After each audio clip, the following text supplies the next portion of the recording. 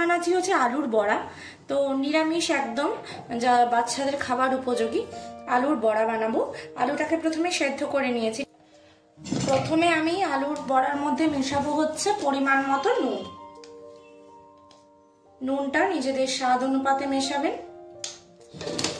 এরপর এর মধ্যে আমি একে একে ব্যবহার করব হচ্ছে একটু চটপটা বানানোর জন্য চাট মশলা পরিমাণ মতো, ঠিক আছে? খুব বেশিও নয়, খুব হালকাও নয়, জাস্ট চটপটা একটা ফ্লেভার আসবে। দেব হচ্ছে গোলমরিচের গুঁড়ো।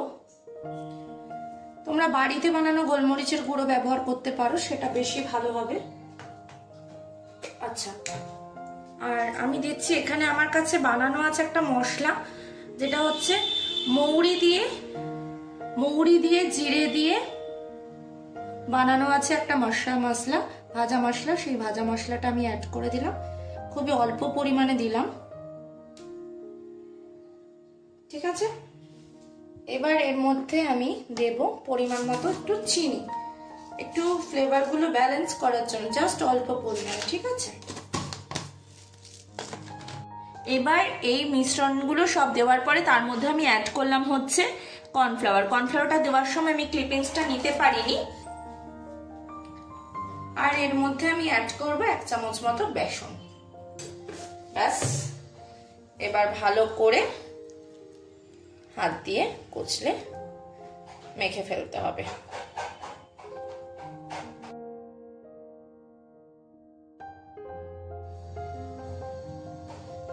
খুব ধীরে ধীরে উইদাউট জল ব্যবহার করে সুন্দর করে কিন্তু আমি এখানে জিনিসটাকে মেখে নিচ্ছি।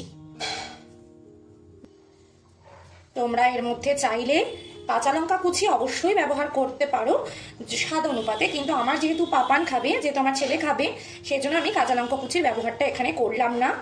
আর তোমরা টেস্টটাকে আরো দ্বিগুণ বাড়ানোর জন্য তোমরা এর মধ্যে অবশ্যই কিন্তু শীতকাল তো ধনেপাতা দিতে পারো, ঠিক আছে?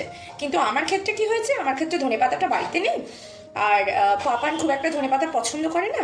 প্লাস হচ্ছে আমি ভাবলাম যে একদম ঘরে যা যা আছে সেটা দিয়েই না কেন শুধু আলু সেদ্ধ ডাল ভাত দেবো, তার থেকে বরং একটুখানি ওকে আমি একটু অন্যরকম কিছু ভেজে দিই, তাতে ওর ভালো লাগবে।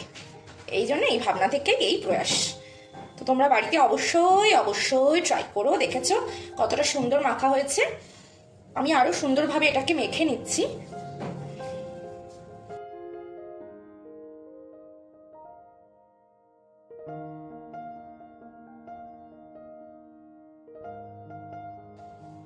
আচ্ছা, তোমরা দেখতে পাচ্ছ কি সুন্দরভাবে এটা মাখা হয়ে গেছে আলুর এটা, ঠিক আছে? এবার আমি কি করব না, এরকম নিয়ে তোমরা চাইলে যে কোনো শেপই দিতে পারো, কোনো সমস্যা নেই, ঠিক আছে?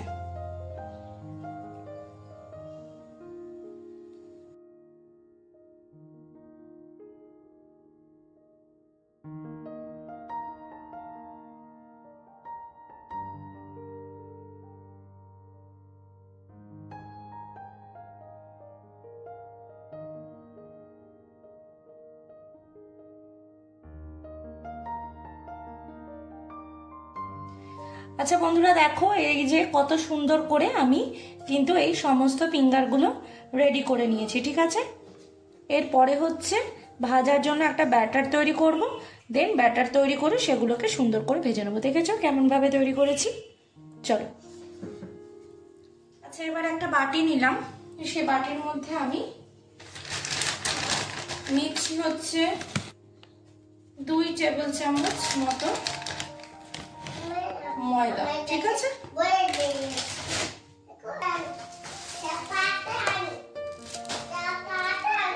2 টেবিল চামচ কর্নফ্লাওয়ার, ঠিক আছে? ময়দা আর কর্নফ্লাওয়ারের রেশিওটা কিন্তু আমি এখানে সম পরিমাণে রাখলাম। এরপর দিয়ে দিচ্ছি পরিমাণ মতো নুন। তার মধ্যে এরপর এর মধ্যে দিচ্ছি 1 চিমটে হলুদ গুঁড়ো,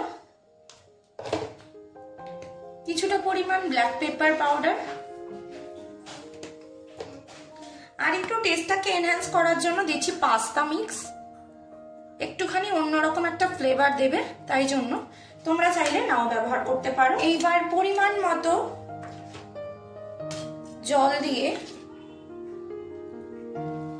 একটা স্মুথ ব্যাটার কিন্তু আমাদের রেডি করে নিতে হবে।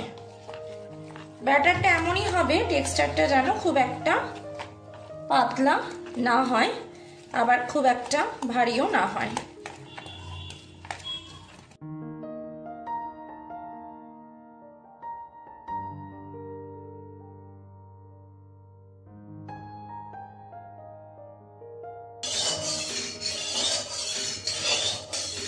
আমি সর্ষের তেলে করছি, চাইলে তোমরা সাদা তেলে করতেই পারো, কোনো অসুবিধা নেই।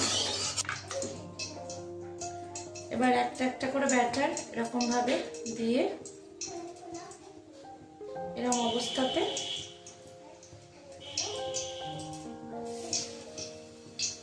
দিয়ে দিলাম।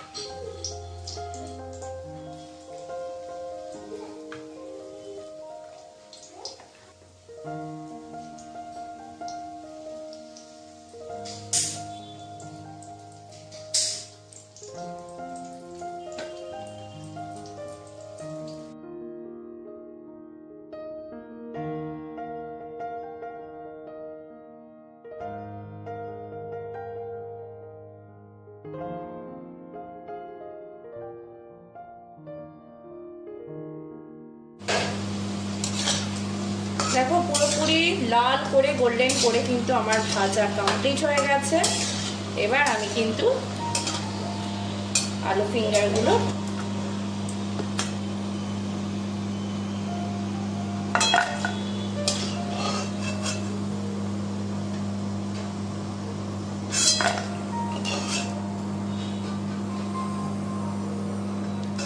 আচ্ছা এই দেখো আমার কিন্তু একেবারে রেডি আলুর ফিঙ্গার। ঠিক আছে, আমি নাম দিলাম আলুর ফিঙ্গার, তোমরা চাইলে আলুর বড়াও বলতে পারো।